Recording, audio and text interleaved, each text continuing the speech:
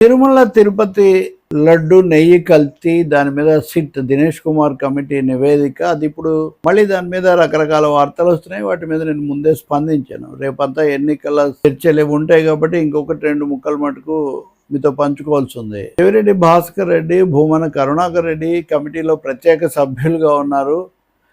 అసలు అంత తక్కువగా ఎలా ఇస్తున్నారు అనేది చూడకుండా కొనుగోలుకు అనుమతి ఇవ్వడం అక్కడే జరిగింది కాబట్టి వాళ్ళు బాధ్యులు అని ఈ దినేష్ కుమార్ కమిటీ తేల్చింది. కానీ వాళ్ళ మీద చర్యలకు సిఫార్సు చేయలేదు అని ఒక పత్రిక చెప్తుంది. అలాగే అనిల్ సింఘాల్ పాత్ర నామమాత్రం అడిషనల్ ఈఓగా, తర్వాత ఏమో ఈఓగా ఉన్న ధర్మారెడ్డి బాధ్యులు అని ఉంది అని ఇంకో పత్రిక రాస్తుంది. వీటిలో ఇంకోటి ఏంటంటే చైర్మన్గా పనిచేసిన వైవి సుబ్బారెడ్డిని ఎందుకు వదిలేశారు? వైవి సుబ్బారెడ్డిని వదిలేయటానికే సిట్ ఇదంతా చేసింది. ఏది అంటే బహుశా ఇప్పుడు మళ్ళీ భూమన కరుణాకర్ రెడ్డి వచ్చి ఈరోజు మాట్లాడారు మీడియాతో. అసలు వాళ్ళని వదిలేసి మేము ఎలా అవుతాము, ప్రత్యేక కమిటీ సభ్యులు వాళ్ళు ఎలా నిర్ణయాలు చేస్తారు, మీరు వాళ్ళని వదిలేసి వీళ్ళని ఎలా అంటారు, బాలు అని ఇంకేవో పేర్లు పెట్టారు. కానీ ముఖ్యమైన వాళ్ళని ఎందుకు వదిలేస్తున్నారని ఈయన ప్రశ్నిస్తున్నారు. ఆ కమిటీలో వాస్తవ సభ్యులైనటువంటి ప్రస్తుత మంత్రి పార్థసారథి, ప్రస్తుతం టీడీపీ ఎమ్మెల్యేగా ఉన్న అప్పుడు సభ్యురాలుగా ఉన్న వేముల ప్రశాంత్ రెడ్డి, వీళ్ళను మీరు ఎందుకు వదిలేస్తున్నారు, వాళ్ళ పేర్లు ఎందుకు చెప్పట్లేదని ఆయన అడుగుతున్నాడు. అంతటితో ఆగకుండా గతంలో కూడా అనుకున్నదే చైర్మన్ కూడా మార్చేస్తారని ఆయన ఏదో జోషిని చెప్తున్నారు. ఈ మొత్తంలో ఎలా ఉంది అంటే ఇంతకాలం జరిగాక, సుప్రీంకోర్టు చూశాక, సిబిఐ చేశాక, మళ్ళీ సిట్ వచ్చాక కూడా ఎక్కడుంది లడ్డు కేసు అంటే అక్కడే ఉందని అనిపిస్తుంది. ఎవరికి కావాల్సిన పేర్లు వాళ్ళు, ఎవరిని సమర్థించుకునేది వాళ్ళు, ఎవరిని అందులో ముందు ఏ ఇవో వెనక ఏ ఇవో ఇవే తప్ప నిర్దిష్టంగా ఏమీ తేలలేదు. పైగా చర్యలు ఏమీ తీసుకోవట్లేదు. ఇప్పుడు మా ఉద్దేశంలో ఉన్న వాళ్ళని మీరు చెప్పకపోతే దీన్ని సందేహిస్తాము, ఇది తప్పు అయిపోతుంది అని ఎవరికి వాళ్ళు మాట్లాడితే ఇంకా న్యాయం ఎక్కడ జరుగుతుంది?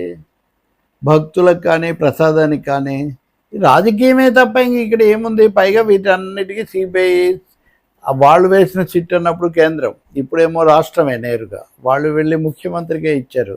అసలు ప్రభుత్వం ఎందుకు ఈ విషయం స్పష్టంగా దీని మీద ఒక పారదర్శకంగా ప్రకటన చేయట్లేదు? ఈ లీకులన్నీ ఇచ్చి తద్వారా ముందుగానే రకరకాల అభిప్రాయాలు కలిగించడానికి ఎందుకు ప్రయత్నం జరుగుతుంది? ఇంకొకటి, ఆ 4 ట్యాంకులు కొత్త ప్రభుత్వం వచ్చిన తర్వాత వాటిని తిరస్కరించిన వాటిని అనుమతించినందుకు బాధ్యత ఎవరు తీసుకోవాలి?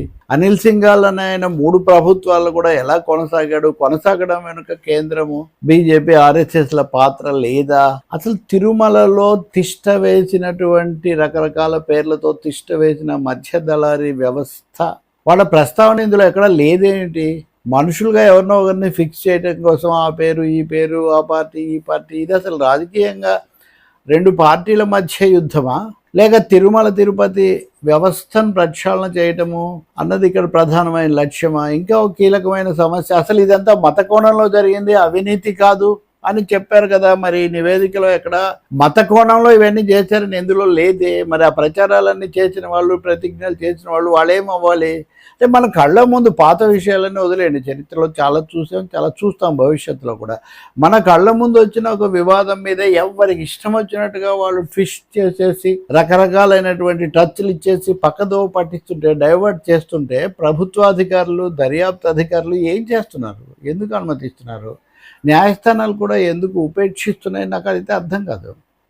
పారదర్శకత కావాలి, సూటిగా చెప్పాలి, తగిన చర్యలు తీసుకోవాలి. ఎవరైనా, ఎంతటి వారైనా, ఏ పార్టీ వారైనా, ఏ దశలో జరిగినా అరికట్టడానికి ఏం చేయాలి, అరికట్టడం నిజంగా జరుగుతుందా లేదా అది చూడాలి. కానీ నాకు తోచిన పేరు నేను, నాకు తోచిన కోణం నేను, నాకు నచ్చని పార్టీ నేను, ఇదే అయితే ఇంకెట్లా అండి? ఇప్పుడు ముదిరింది మళ్ళీ ఇది 3rd స్టేజ్ ఏదో 3వ దశ ఏదో అన్నట్టుగా ఉంది.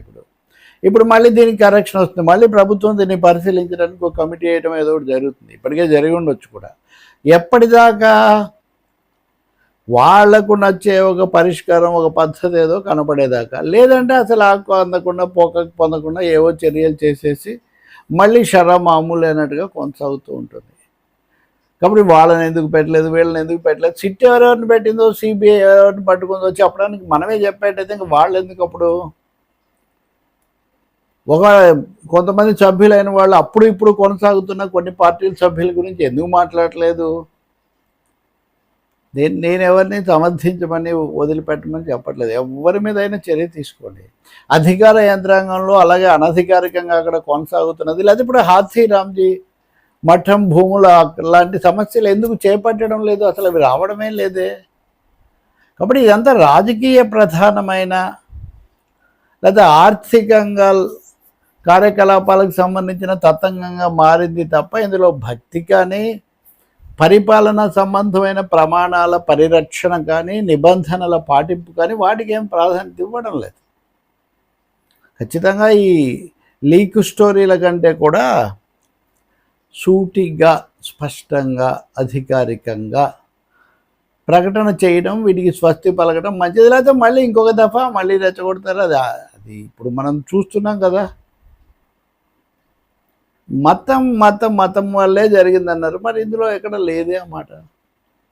ఎక్కడో మా ఈ ధోరణిలోనే పొరపాటు ఉంది. దీన్ని చక్కదిద్దాల్సిన అవసరం ఉంది. పరిస్థితిని చక్కదిద్దాలి, ఈ ధోరణిని కూడా చక్కదిద్దాలి. ఏ మీడియా వాళ్ళ ప్రయారిటీస్ని బట్టి. అసలు అక్కడ ఆధ్వర్యం వహిస్తున్నటువంటి వారికి సంబంధించిన మీడియా ఏమో మౌనం పాటిస్తుంది ఈ విషయంలో.